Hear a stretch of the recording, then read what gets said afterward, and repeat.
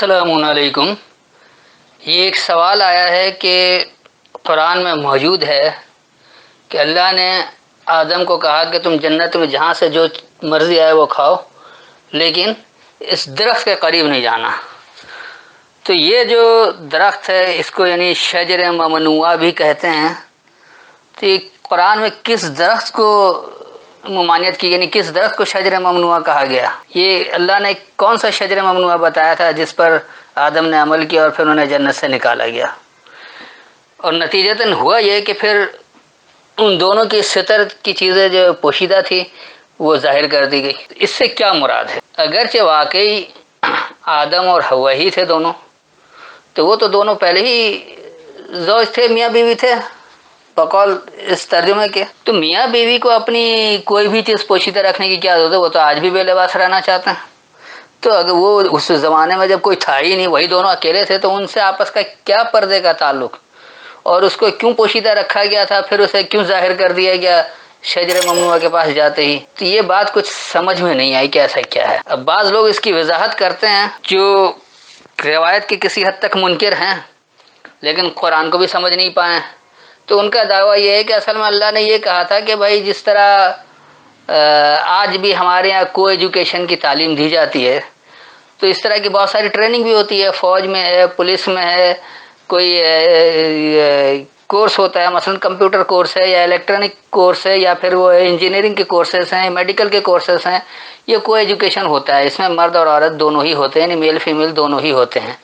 تو ان کو یہاں پر کہا گیا ہے کہ آپ جو ہے وہ یہ سیکس والا عمل نہیں کریں گے کہ یہ شجر ممنوع ہے، اور انہوں نے کر لیا تو یقینی سی بات ہے کہ وہ ظاہر ہو گئے۔ اب وہاں جو لوگ تعلیم حاصل کرتے ہیں وہ ساتھی تو ہوتے ہیں، زوج ہوتے ہیں، میاں بیوی نہیں ہوتے ہیں، اس لیے وہ سیکس منع تھا۔ اب جنہوں نے کر لیا تو پھر یقینی سی بات ہے کہ وہ ایک دوسرے کے لیے ظاہر ہو گئے، ان کی ستریں کھل گئیں، تو یہ معاشرے میں بے روی پیدا ہو گئی، اس حوالے سے موجود ہے۔ بنسبت ان روایتی ترجموں کے یہ قدر غنیمت ہے کہ کم از کم کسی حد تک عقل تو استعمال کیا، لیکن کیا واقعی اللہ ایسی کوئی بات کرتا ہے؟ اس کی بھی تصدیق ہونی چاہیے۔ اور اللہ کہتا ہی ہے کہ قل ہاتوا برہانکم ان کنتم صادقین، تم دلیل دو اگر تم سچوں میں سے ہو۔ اور دلیل بھی کہاں سے کہ ایتونی بھی کتاب، ہم نے جو تمہیں کتاب دی اس سے دلیل دینا ہے۔ تو آئیے ہم کتاب سے اس کی دلیل تلاش کرتے ہیں کہ کیا اللہ نے واقعی ایسا کچھ کہا ہے۔ یہ پورے قرآن میں دو جگہ آیا ہے جہاں پر انہوں نے یہ پتوں سے ستر ڈھانپنا لکھا ہے، ایک تو سورہ اعراف میں ہے اور دوسری سورہ طٰہٰ میں ہے۔ تو ان دونوں جگہ کو آج دیکھ لیتے ہیں اور بات واضح ہو جائے گی کہ اللہ کا کیا حکم ہے، اور اسے روایتی مترجموں نے اور اپنے اکابرین اور پچھلے صلحاء کو صحیح کہنے والے یا اماموں کو صحیح کہنے والے، ان کی پیروی کرنے والے، ان کی اتباع کرنے والے، من گھڑت لوگوں کے پیچھے چلنے والے، باپ دادا کی اتباع کرنے والے کہاں تک پہنچے اور انہوں نے قرآن کو کس قدر بانجھ بنا کر رکھ دیا ہے کہ وہ نتائج ہی نہیں دے سکتا ہے۔ اسی کو اللہ نے کہا کہ انہوں نے کتاب کو بانجھ بنا دی، عقیم بنا دیا۔ جس طرح قوم سمود میں انہوں نے ناکہ کو عقیم بنا دیا تھا، تو وہ کوئی اونٹنی کو بانجھ نہیں بنایا تھا، بلکہ انہوں نے اللہ کی کتاب کو بے نتیجہ کر دیا تھا۔ جو نتائج نہ دے اسی کو بانجھ کہا جاتا ہے، یعنی جو عورت بچہ نہ دے سکے اس کو بانجھ کہا جاتا ہے۔ تو اصل میں نتیجہ نہ دینا بانجھ پن کہلاتا ہے۔ تو آج بھی مسلمانوں نے قرآن کو بانجھ بنا دیا، اس سے وہ نتیجہ نہیں نکل رہا، اس لیے کہ اللہ کا حکم کچھ اور ہے، انہوں نے مترجموں نے کچھ کا کچھ بنا دیا اور لوگ اسی پر خوش ہیں، اور اس پر ہٹ دھرمی کے ساتھ اس کا دفاع کرتے ہیں اور دوسروں پر الزام تراشی کرتے ہیں کہ یہ فلاں بہکار ہے، فلاں بہکار ہے۔ تو حقیقت میں یہ کیا ہے، اس کو سمجھنے کے لیے ان دونوں جگہ سے دیکھ لیتے ہیں۔ تو اس وقت میرے پاس حافظ نظر احمد والا ترجمہ ہے، پہلے میں ان کا ترجمہ بیان کرتا ہوں اور پھر جو میری فہم اس سے میں سمجھاتا ہوں۔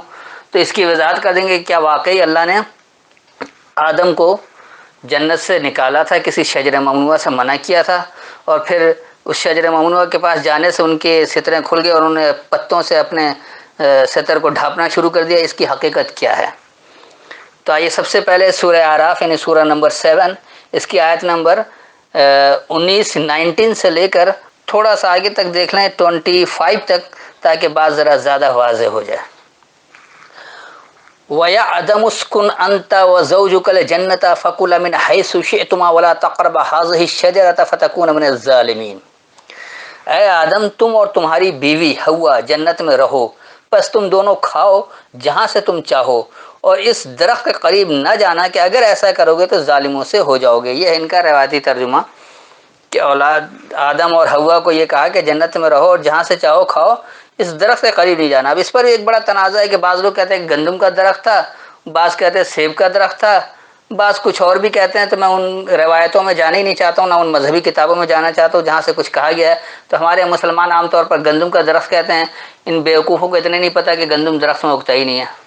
بہرحال جن لوگوں نے بنایا تھا شاید انہوں نے گندم اگتے ہوئے نہیں دیکھا تھا کہ کہاں اگتا ہے، اور اسی بات کو ملحدین لے کر قرآن پر تنقید کرتے ہیں کہ دیکھو اللہ کتنا بودا ہے کہ اس نے ایسی دلیلیں دی جو عقل قبول ہی نہیں کرتی۔ یعنی یہ کسی انسان نے لکھا ہے، کوئی اللہ کا کلام نہیں ہے، وہ قرآن پر ہی تنقید کرتے ہیں اور اللہ پر تنقید کر بیٹھتے ہیں، اللہ ہی کا انکار کر بیٹھتے ہیں۔ تو وہ ان روایتی ترجموں کی وجہ سے اس حد سے آگے بڑھ جاتے ہیں کہ وہ اللہ کا ہی انکار کر بیٹھتے ہیں، اللہ پر ہی جھوٹ بہتان تراشیاں کرتے ہیں، افطار اللہ الکذب، اللہ پر جھوٹ بہتان باندھتے ہیں اور اللہ کا انکار کر کے قرآن پر تنقید کرتے ہیں اور بڑے خوش ہوتے ہیں کہ واہ جی ہم نے کتنی عقل کی بات کی۔ تو وہ آدم اسکن، اے آدمیت والو ٹھہرو، سکونت اختیار کرو، انتا تم، وزوجکا اور تمہارے ساتھی، الجنت خاص خوشحالی، فکلا پس تم دونوں حاصل کر کے برتو۔ یہاں دو سے مراد دو شخص نہیں ہے بلکہ مرد اور عورت، دو جنس کی بات ہو رہی ہے۔ من حیث جہاں سے، شئتما تم دونوں چاہو، ولا تقربا اور تم دونوں قریب نہیں جانا، ہذہ الشجرۃ اس سے جو خاص تمہارا تنازع ہے۔ شجر کہتے ہیں تنازع کو۔ میں نے پہلے بھی وضاحت کیا تھا قرآن سمجھنے کے اصول میں کہ قرآن میں جو ایک لفظ ایک ہی معنی دے گا اس کے بنیادی معنوں میں کوئی فرق نہیں آئے گا۔ یہ ہمارے اردو زبان کی کمزوری کی وجہ سے ہم کئی متبادل الفاظ استعمال کر لیتے ایک لفظ کے لیے، لیکن وہ بنیادی معنوں میں کوئی تبدیلی لائے بغیر ہو تو ٹھیک ہے، اگر بنیادی معنی میں تبدیلی آ رہی ہے تو اس کا مطلب وہ اللہ کی بات ہے ہی نہیں، ورنہ وہ کتاب مشکل ہو جائے گی۔ کتاب آسان اسی وقت ہوتی ہے جب وہ ایک لفظ کے ایک ہی معنی دے، اسی لیے اللہ نے کہا کہ وَلَقَدْ يَسَّرْنَا الْقُرْآنَ، اور یقیناً ہم نے قرآن کو آسان بنایا ہے۔ تو آسان اسی کے لیے ہوگا جو ایک لفظ کا ایک ہی ترجمہ لے گا، ایک سے زائد لے گا تو وہ کتاب کبھی آسان نہیں ہوگی کسی کے لیے بھی۔ تو شجر کا ترجمہ تنازع یہ خود بھی کرتے ہیں سورہ نساء میں، تو اس وقت میں اس کی تفصیل میں نہیں جاؤں گا، آپ لوگ خود بھی کھول کر دیکھ سکتے ہیں۔ تو یہ جو تمہارا خاص تنازع ہے، فتکونا پس تم ہو جاؤ گے من الظالمین ظلم کرنے والوں میں سے۔ پھر آیا فوسوس لہما الشیطان لیبدی لہما ما وریا عنہما من سوآتہما وقال ما نہاکما ربکما عن ہذہ الشجرۃ الا ان تکونا ملکین او تکونا من الخالدین۔ بس وسوسہ ڈالا شیطان نے ان کے لیے ان کے دل میں تاکہ ان کی 70 کی چیزیں جو ان سے پوشیدہ تھیں ان کے لیے ظاہر کر دے، اور بولا تمہارے رب نے تمہیں اس درخت سے منع نہیں کیا مگر اس لیے کہ کہیں تم فرشتے ہو جاؤ یا ہو جاؤ ہمیشہ رہنے والوں۔ اس ترجمے سے یہی ہے کہ شیطان نے ایسا وسوسہ ڈالا کہ ان کی 70 کی چیزیں جو ان سے پوشیدہ تھیں بالآخر وہ ظاہر ہو گئی، کھل گئی۔ تو پھر وہ کہنے یہ لگے کہ تمہارے رب نے اس سے جو منع کیا تھا اس شجر سے، وہ صرف اس لیے کیا تھا کہ تم فرشتے نہ ہو جاؤ یا تو ہمیشہ رہنے والے نہ ہو جاؤ۔ تو یہ کیا چیز ہے؟ فوسوسہ پس وسوسہ ڈالا۔ وسوسہ کہتے ہیں ایک موہوم خیالات کو، نہیں اس طرح کے تنازعات والے خیالات جو آپ کے دل میں ایک نا امیدی سی پیدا کرتے ہیں کہ ہوگا نہیں ہوگا، ڈاواں ڈول کر دیتے ہیں، وسوسہ ڈال دیتے ہیں۔ تو یہ وسوسہ کیوں آیا؟ لہما شیطانو، ان دونوں کے لیے وسوسہ کب آیا؟ خاص سرکشی سے۔ شیطان کہتے ہیں سرکشی کو۔ لیبدیا ظاہر ہونے کے لیے، لہما ان دونوں کے لیے، ما وریا جو ورے ہے، انہما ان دونوں کے بارے میں، کہ مرد اور عورت ایک دوسرے کے بارے میں جو ان سے پوشیدہ تھا وہ ظاہر ہوا، من سواتہما ان دونوں کی برائیوں سے۔ سو برائی کو کہتے ہیں، تو ان دونوں کی برائیوں سے یہ 70 وغیرہ کہاں سے آ گیا یہاں پر۔ وقال اور کہا، ما نہاکما کیا تم دونوں کو باز نہیں رکھا تھا، ربکما تم دونوں کے رب نے، ان ہذہ الشجرۃ اسی تمہارے خاص تنازع کے بارے میں، الا سوائے ان تکونا یہ کہ تم ہو جاؤ ملکین اختیارات والے، اور تکونا من الخالدین یا تم ہو جاؤ ہمیشگی والوں میں سے۔ تو وہ جو وسوسہ ڈالا وہ کیا ڈالا؟ یہ ڈالا سرکشی نے کہ ان دونوں کے اس کو ظاہر بھی کر دیا اور یہ کہا کہ تمہارے رب نے جو تمہیں اس سے منع کیا ہے اس درخت سے، صرف اس لیے کہ تم فرشتے ہو جاؤ یا ہمیشہ رہنے والے ہو جاؤ. تو یہ اس روایتی ترجمے کی بات ہے. جو اس کا صحیح ترجمہ بنتا ہے وہ ہے پس سرکشی نے ان دونوں یعنی مرد اور عورت کے لیے وسوسہ ڈالا، ان دونوں کے لیے ظاہر کرنے کے لیے ان دونوں کے بارے میں جو ان دونوں کی برائیوں سے ورے تھی یعنی دور تھی، اور کہا تھا جو اسی سے تمہارے تنازع کے بارے میں تم دونوں کے رب نے تم دونوں کو باز رہنے کو کہا تھا، سوائے یہ کہ تم ملکیت والے ہو جانا یا تم ہمیشگی میں سے ہو جاؤ. تو وہ ایک ملکیت کا دعویٰ دی کہ دیکھو ہمیشہ تمہاری ملکیت میں رہے گی، بس تم سے بڑا کوئی نہیں ہوگا. جیسے آج ہمارے یہاں سیاسی پارٹیاں لڑ رہی ہیں، اختیار صرف میرا ہی ہوگا، ملک تباہ ہوتا رہے، ان کو اپنے اختیارات کی پڑی ہے، عوام کے لیے کوئی کام نہیں کر رہا. صرف جنگ اس بات کی ہے کہ حاکمیت میرے پاس ہو. یہ نہیں کہ کوئی اب تک ان کو اقتدار ہی نہیں ملا اور وہ کچھ کر کے دکھا نہیں پائیں. جب تک اقتدار نہیں ملتا جب تک تو ایک خوش فہمی ہوتی کہ شاید یہ شخص ٹھیک کر دے، لیکن جس کو اقتدار مل گیا اور اپنے اقتدار کے دنوں میں کچھ نہ کر سکا وہ بعد میں کیا کر لے گا؟ کچھ نہیں کر سکتا. تو اسی طرح یہ سرکشی جو ہے یہ اس نے ایک وسوسہ ڈالا اور ظاہر کر دیا جو ان کی برائیوں سے ان کے بارے میں ورے تھا، دور تھا، ایک دوسرے کی برائی کو نہیں جانتے تھے کیونکہ وہ سب اچھے لوگ تھے، اللہ کے احکامات کے پابند تھے، اس کو جانتے ہی نہیں تھے. تو جب وہ برائیاں ان کے سامنے ظاہر ہوئی تنازع میں پڑنے سے، رب نے جس سے بعض رن کو کہا تھا کہ تنازع میں نہیں پڑھنا، تنازع میں پڑھ کر انہوں نے اپنے برائیاں اپنے اوپر ظاہر کر دیں. اور سرکشی نے یہ بھارا کہ یہ تو بس اس لیے کہ تمہاری ملکیت ہو جائے گی، دوسرا کوئی مالک نہ ہوگا، یا تم ہمیشگی والے ہو جاؤ گے. یہ تو تمہیں ہمیشہ نہ رہنے کہ تم مر جاؤ گے، سب کچھ ختم ہو جائے گا، کسی اور کا رہ جائے گا. یہ پٹی پڑھاتے ہیں سرکش لوگ کہ ہمیشگی کے لیے تمہارا ہو جائے. یہی آج بھی ہے، جو لوگ دولت کے پیچھے بھاگ رہے ہیں، مال سمیٹ کر رکھیں صرف اس لیے کہ ہمیشگی ان کو مل جائے، حالانکہ ایک دن ان کو مرنا ہی ہے، وہ اپنی دولت ساتھ لے کر نہیں جائیں گے. وقاسمہما انی لکما لمن الناصحین، اور ان سے قسم کھا گیا کہ میں بے شک تمہارے لیے خیر خواہوں میں سے ہوں. اب کیونکہ جھوٹے لوگ قسم کھاتے ہیں اسی طرح بات کرتے، لہٰذا اس کو مترجم کیونکہ خود جھوٹے لوگ تھے لہٰذا انہوں نے قسم کر دیا. عربی میں قسم کبھی قسم کے لیے لفظ آیا ہی نہیں ہے، قسم تو تقسیم سے ہے، اور ان دونوں نے تقسیم کر دیا. انی لکما، بے شک میں تم دونوں کے لیے لمن الناصحین، ضرور نصیحت کرنے والوں میں سے ہوں. وہ جس سرکش شخص نے ابھارا اس کے لیے کہ ہمیشگی ہوگی یا ہم ملکیت والے ہو جائیں گے، یعنی ہمارا اختیار ہو جائے گا، ہمارا اقتدار ہو جائے گا، باقی تو رعایا رہے گی. تو انہوں نے تقسیم کیا کیا، انہوں نے یہ کہا کہ ہم تو تم لوگوں کے لیے نصیحت کنندہ ہیں. آگے کیا کیا کہ فَدَلَّاهُمَا بِغُرُورٍ فَلَمَّا ذَاقَا الشَّجَرَةَ بَدَتْ لَهُمَا سَوْآتُهُمَا وَطَفِقَا يَخْصِفَانِ عَلَيْهِمَا مِنْ وَرَقِ الْجَنَّةِ وَنَادَاهُمَا رَبُّهُمَا أَلَمْ أَنْهَكُمَا عَنْ تِلْكُمَا الشَّجَرَةِ وَأَقُلْ لَكُمَا إِنَّ الشَّيْطَانَ لَكُمْ عَدُوٌّ مُّبِينٌ. بس اس نے ان کو مائل کر لیا دھوکے سے. بس جب انہوں نے درخت چکھا تو ان کے لیے ان کی ستر کی چیزیں کھل گئیں، اور وہ اپنے اوپر جوڑ جوڑ کر رکھنے لگے ستر چھپانے کے لیے جنت کے پتے. اور ان کے رب نے انہیں پکارا، کیا میں نے تمہیں اس درخت سے منع نہیں کیا تھا اور کہا تھا تمہیں کہ بے شک شیطان تمہارا کھلا دشمن ہے. اب اس روایتی ترجمے سے تو یہی ہے کہ جنت کے ورق سے اپنے ستر کو چھپانے لگے. دیکھیے یہ کیا ہے، فَدَلَّاهُمَا، پس دونوں کو دلیل دیا، دلل سے ہے یہ، پس دلیل دیا ان دونوں کو، بغرور، ایک دھوکے کا، ایک دھوکے کی دلیل دیا. جیسے آج بھی ہمارے نام نہاد علماء جو مذہبی ٹھیکیدار ہیں یا جو آج کل روایتی دین اسلام کے ٹھیکیدار بنے ہوئے ہیں ملا لوگ، تو یہ ایک دھوکے سے دلیل دیتے ہیں، اور دلیل قرآن کے باہر ہوتی ہے، قرآن کے اندر نہیں ہوتی. اللہ کی آیتوں کی دلیل نہیں ہوتی، اس سے باہر کی دلیل ہوتی ہے، اور اس کو قرآن میں فٹ کرنا چاہتے ہیں کہ اللہ کی کتاب بغیر ملاوٹ کے سمجھ میں آ ہی نہیں سکتی، یعنی اللہ کی بات کو غیر اللہ کی بات کے ملاوٹ کے بغیر، شرک کے بغیر سمجھ ہی نہیں سکتے ہیں. تو یہ ایک دھوکے کی طرح دلیل ہے. تو پس انہیں ان دونوں کو دلیل دیا ایک دھوکے کی.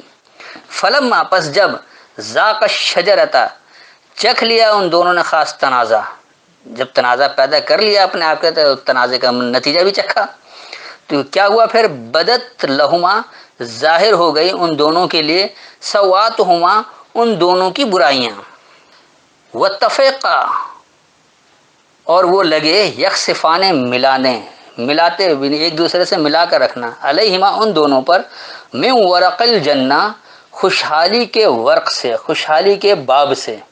جیسے ہمارے یہاں کہتے ہیں کہ جی مسلمان ماضی میں بڑے خوشحال تھے، تو وہ خوشحالی کا اوراق جو تلاش کرتے ہیں ماضی کے قصے میں، وہ کس وجہ سے کہ ایسے تھے اور یوں تھے. ان سب کو بتانے کے بجائے بھائی تم کیا ہو، اپنے اوپر نظر ڈالو۔ اگر وہ اللہ کو مان کر اپنے وقت کے سپر پاور کو شکست دے سکتے تھے تو آج تم مان کر آج کے وقت کے سپر پاور کو کیوں نہیں شکست دے سکتے؟ لیکن وہ کرنی نہیں، اللہ کے احکامات کو تبدیل کر کے رکھ دیا، تو وہ خوشحالی والا وقت کہاں سے آئے گا ان کے پاس؟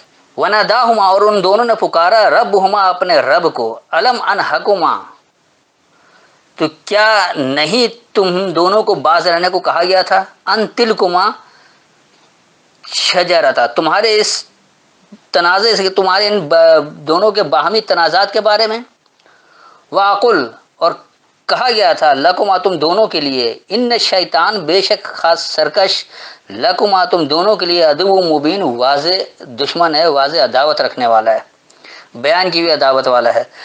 جو بھی سرکش شخص ہوتا ہے وہ یقینی سی بات سرکشی خود تو اختیار کرتا ہی ہے، اور جو ان کے ساتھ مل جاتا ہے اگر وہ بھی سرکش ہوتے ہیں تو وہ بھی اچھے نتائج سے برے ہو جاتے ہیں، ان کی برائیاں بھی ظاہر ہو جاتی ہیں اور وہ بھی خوشحالی سے بدحالی کی طرف چلے جاتے ہیں۔ تو پس ایک دھوکے کو ان دونوں کو دلیل دیا، پس جب دونوں نے تنازع چکھا، ان دونوں کی برائیاں دونوں کے لیے ظاہر ہو گئیں، وہ ایک دوسرے کے ساتھ ملانے لگے جو ان دونوں پر خوشحالی کے ورق سے ہے، اور ان دونوں کو ان کے رب نے پکارا، کیا ہم نے تم دونوں کو تمہارے باہمی تنازع کے بارے میں باز رہنے کو نہیں کہا تھا، اور تم دونوں کے لیے کہا تھا، بے شک سرکشی تم دونوں کے لیے واضح دشمن ہے۔ قال ربنا ظلمنا انفسنا وان لم تغفر لنا وترحمنا لنكونن من الخاسرین، ان دونوں نے کہا ہے ہمارے رب ہم نے اپنے اوپر ظلم کیا، اور اگر تو نے ہمیں نہ بخشا اور ہم پر رحم نہ کیا تو ہم ضرور خسارہ پانے والوں میں سے ہو جائیں گے۔ قال، کہا، ربنا، اے ہمارے رب، ظلمنا، ہم نے ظلم کیا، انفسنا، اپنی نفسیات میں، وَإِن لَمْ تَغْفِرْ لَنَا، اور اگر تو ہمارے لیے حفاظت نہیں کرے گا، وَتَرْحَمْنَا، اور ہم پر رحم نہیں کرے گا، لَنَكُونَنَّ، ضرور ہم ہو جائیں گے، من الخاسرین، خسارے والوں میں سے۔ قَالَ اهْبِطُوا بَعْضُكُمْ لِبَعْضٍ عَدُوٌّ وَلَكُمْ فِي الْأَرْضِ مُسْتَقَرٌّ وَمَتَاعٌ إِلَىٰ حِینٍ، فرمایا اترو، تم میں سے بعض کے دشمن ہیں، اور تمہارے لیے زمین میں ایک وقت متعین تک ٹھکانہ اور سامان زیست ہے۔ اب دیکھیے ان کا ہی جو ترجمہ ہے کہ اترو، تمہارے بعض کے دشمن ہیں۔ اگر یہ دو میاں بیوی ہی تھے، صرف آدم حوا تھے، تو بعضکم لبعض لکھنے کی ضرورت ہی نہیں تھی، وہ تو کہہ دیتے ہیں بینہما، تم دونوں اپنے درمیان عداوت رکھتے ہو۔ تو صاف یہاں سے ظاہر ہے کہ دو کی بات ہی نہیں ہو رہی، دو سے زائد ہیں، ہاں یہ دونوں جنس کی بات ہو رہی ہے۔ تو قال اہبطوا، کہا معیار گر گیا، بعضکم لبعض عدو، تمہارے بعض کے لیے دشمن ہیں، ولکم فی الارض، اور تمہارے لیے زمین میں، مستقر، ایک استقرار ہے، ومتاع، اور نظریہ ہے، الی حین، ایک مقررہ مدت تک۔ تو کہا معیار سے گر گئے، تمہارے بعض کے لیے دشمن ہیں، اور تمہارے لیے زمین میں استقرار ہے اور مقررہ مدت تک ایک نظریہ ہے۔ قال فیہا تحیون وفیہا تموتون ومنہا تخرجون، فرمایا اس میں تم جیو گے اور اس میں تم مرو گے اور اسی سے تم نکالے جاؤ گے۔ قال، کہا، فیہا، اس میں، تحیون، تمہاری احیا ہے، وفیہا تموتون، اور اسی میں تمہاری موت ہے، ومنہا تخرجون، اور اس سے ہی تم نکالے جاؤ گے۔ تو یہ بھی ایک واضح ہو گیا کہ پہلے آپ کچھ نہیں تھے، آپ دنیا میں آ گئے، یہیں جینا ہے اور پھر اسی دنیا میں مرنا ہے، اور پھر اسی دنیا ہی میں آپ نکالے جائیں گے، یہیں آپ کا حساب کتاب ہوگا، کہیں کوئی میدان نہیں سجایا جائے گا اس دنیا سے باہر یا کچھ اور، یہ سب کچھ ہوگا ہی نہیں۔ تو یہاں سے صاف ظاہر ہو گیا کہ وہ کوئی ایسا درخت نہیں، کوئی ایسا شجر ممنوعہ نہیں ہے، شجر ممنوعہ کہ جس کو کہا جائے کہ فلاں درخت ہے، ایسا کچھ ہے ہی نہیں، پورے قرآن میں کہیں کوئی نام نہیں ہے۔ شجر تنازع کو کہتے ہیں، یہ خاص تنازع ہے، جہاں بھی آپ کسی معاملے میں کوئی تنازع کھڑا کریں گے تو آپ خوشحالی سے بدحالی کی طرف جائیں گے، کیونکہ اس میں ہوگا کیا کہ جو آپ کی اپنی برائیاں ہیں آپ لوگوں پر ظاہر ہو جائیں گے ایک دوسرے سے، اور جب برائیاں ظاہر ہوں گی تو سیدھی سی بات ہے کہ وہ اچھے نتائج تو نہیں پیدا کریں گے، اور وہاں پر جو ہر ایک کی خواہش ہوتی ہے کہ بس اختیار صرف میرے لیے ہو جائے اور مجھے ہمیشگی ہو جائے، یعنی باقی سب میرے زیر نگی رہیں، میرے نیچے رہیں، میرے ماتحت رہیں، میری بات ماننے والے ہوں۔ جہاں یہ باتیں آتی ہیں وہاں تنازع ہوتا ہے اور پھر وہ کہیں کے نہیں رہتے، سب نکل جاتا ہے۔ اور جب ایسا ہوتا ہے تو پھر وہ کیا کرتے ہیں، وہ اپنے اس خوشحالی کے اوراق کو یاد کر، اس خوشحالی کے دور کو یاد کرتے ہیں، کیا کیسے ہم خوشحال تھے، آج بھی ہم ویسے ہی ہو جائیں۔ تو رب نے تمہیں پکار لیا اس کتاب میں کہ تم خاص تنازع میں نہیں پڑنا، اگر تنازع میں پڑو گے تو یقینی سی بات ہے جو سرکش تمہیں تنازع میں ڈال رہا ہے وہ خود تو ہے ہی اپنا دشمن، تمہارا بھی دشمن ہے اور واضح دشمن ہے۔ تو جس کو احساس ہو جاتا ہے وہ کہتا ہے کہ ہم نے اپنی نفسیات پر، اپنی سوچ پر ظلم کیا ہے، اور پھر وہ اللہ سے اپنے لیے حفاظت چاہتا ہے اور رحم چاہتا ہے، تو وہ دراصل اپنی اصلاح کر لیتا ہے، خسارے سے نکل جاتا ہے۔ تو اللہ نے کہہ دیا کہ جہاں تم تنازع میں پڑے تو ہوا کیا، پھر معیار گر جاتا ہے اور تمہارے ہی بعض کے لیے دشمن ہوتے ہیں، یعنی ایک دوسرے کے لیے تم خود ہی دشمن ہوتے ہو، کوئی اور باہر سے نہیں آتا ہے۔ اور پھر تمہارے لیے اسی زمین میں ایک استقرار ہے اور اس تک ایک نظریہ ہے، یہیں تمہیں جینا ہے، یہیں مرنا ہے اور یہیں سے نکال کر حساب کتاب دینا ہے۔ تو یہ تھی اس کی پوری وضاحت۔ میرے خیال میں یہی ایک کافی، اگر سورہ طٰہٰ والا نہ بھی کیا جائے تو بات تو واضح ہو گئی ہے۔ بعد میں اگر اس میں سے سوال کرنا ہو تو وہی کر لیجیے گا، تقریباً باتیں وہی ہیں۔ اگر میں اس کو بھی کرنے بیٹھ جاؤں تو یہ زیادہ طویل ہو جائے گا، اور میں نہیں چاہتا ہوں کہ زیادہ طویل ہو۔ ایک جگہ سے بات واضح ہو گئی ہے، کہیں اور سے بھی اگر سمجھنا ہو اور کوئی بات نہ سمجھ میں آ رہی ہے تو اس آیت کا حوالہ دے کر پوچھ سکتے ہیں۔ تو یہ جو سوال تھا کہ ایک تو پہلے شجر ممنوعہ کیا ہے، تو یہ بتا دیا کہ شجر ممنوعہ کچھ نہیں ہے، دراصل یہ باہمی تنازع ہے، جس سے اللہ نے کہا ہے کہ تنازع سے بچو۔ اسی طرح جو لوگ سرکشی اختیار کر لیتے ہیں تو سرکشی جو ہے وہ خود اپنے لیے بھی دشمن ہے اور وہ سب کے لیے دشمن۔ جو بھی سرکشی اختیار کرے گا یا سرکش کی باتوں میں آئے گا تو وہ دشمن ہی ہو جائے گا۔ اور سرکشی جو وہ ایک دھوکے کی بات سے ہی واضح ہوتی ہے، کسی دھوکے کی بنیاد پر لایا جاتا ہے۔ وہ دھوکہ کیا ہوتا ہے کہ تم با اختیار ہو جاؤ گے، ہمیشگی تمہیں ہمیشگی ہو جائے گا، تمہارے ہاتھ میں یہ اختیار ہوگا۔ یہ ایک بڑا دھوکہ ہے، اور اس بڑے دھوکے کے پیچھے ہی دنیا کے لوگ چلتے ہیں، اور اسی وجہ سے دنیا میں بدامنی قائم ہے۔ آج پاکستان کا جو معاشرہ خوف بدامنی کا شکار ہے، معاشرہ تباہی کے دہانے پر پہنچا ہوا ہے، اس کی واحد وجہ یہ ہے کہ ہر ایک کی خواہش یہی ہے کہ بس میرے پاس اختیار ہو، میرے احکامات چلے، سب لوگ میرے ماتحت ہوں، سب میرے زیر نگی ہوں، بس مجھے ہمیشگی حاصل ہو، میں جب تک رہوں میں ہی اقتدار میں رہوں۔ اس اقتدار کی جنگ نے پورے پاکستانی عوام کو پستی میں دھکیل دیا ہے، خوشحالی سے انتہائی بدحالی کی طرف ڈال دیا ہے، اور مزید بدحالی کی طرف جائیں گے اگر اپنی اصلاح نہیں کریں گے۔ تو جب تک اپنی اس سوچ پر جو انہوں نے ظلم کر رکھا ہے اس سے وہ رجوع نہیں کرتے ہیں اور رب سے حفاظت نہیں چاہتے، اپنی اصلاح نہیں کرتے، تو وہ خسارے ہی والے رہیں گے۔ اور اللہ نے کہہ دیا ہے کہ جب تک تم اپنی اصلاح نہیں کرو گے اس خسارے سے باہر نہیں نکل سکتے ہو۔ تو وہ جو خوشحالی، جو جنت کے پتے ڈھانپنے کا ہے کہ پھر انہوں نے اپنے اوپر جنت کے پتے ڈھانپنے شروع ہو گئے، تو دراصل جنت کا کوئی پتہ نہیں ڈھانپ رہے ہیں، بلکہ اس اپنے خوشحالی کے اوراق کو یاد کر رہے ہوتے ہیں، اس خوشحالی کے زمانے کو یاد کر رہے ہوتے ہیں کہ ہم کتنا خوشحال تھے اور کیا کچھ تھا، آج ہم کیسے ہو گئے، کیا ہو گئے۔ وہ ان کا تعسف والا عمل ہے، ان کی برائیاں خود ظاہر ہوتی، کاش ہم یہ نہ کرتے تو یہ نہ ہوتا، یہ نہ کرتے تو یہ نہ ہوتا، یا اس طرح ہم کسی کے زیر نگی نہ ہوتے تو یوں نہ ہوتا، اگر ہم کسی کا غلام نہ بنتے تو یوں نہ ہوتا۔ تو یہ ساری باتیں جو آتی تو وہ اپنے خوشحالی کے اوراق کو یاد کرتے ہیں، اور پھر وہ چاہتے ہیں کہ وہ یہ سب کچھ جو ظاہر ہو گیا یہ کیا ہے۔ تو یہ تمام بات کی اس میں وضاحت ہو گئی ہے، اتنی وضاحت بہت زیادہ ہے۔ پھر بھی کچھ نہ سمجھ میں آئے تو آیت کے حوالے سے سوال کر لیجیے گا، اسی میں ساری وضاحت ہے۔ بس للہ قرآن دشمنوں سے ہوشیار رہیے، اللہ کے منکروں سے ہوشیار ہیں۔ جو اللہ کے اور قرآن کے دشمن ہیں دراصل وہی انسانیت کے دشمن ہیں، کیونکہ وہ انسانیت کے کام ہی کرنا نہیں چاہتے ہیں۔ جو لوگ قرآن دشمنی میں اللہ کی دشمنی پر اتر آئیں، اللہ کا ہی انکار کر دیں اور قرآن کو کہہ دیں کہ کسی بندے کی لکھی ہوئی ہے، دراصل ان سے بڑھ کر کوئی بیوقوف نہیں ہے۔ السلام علیکم۔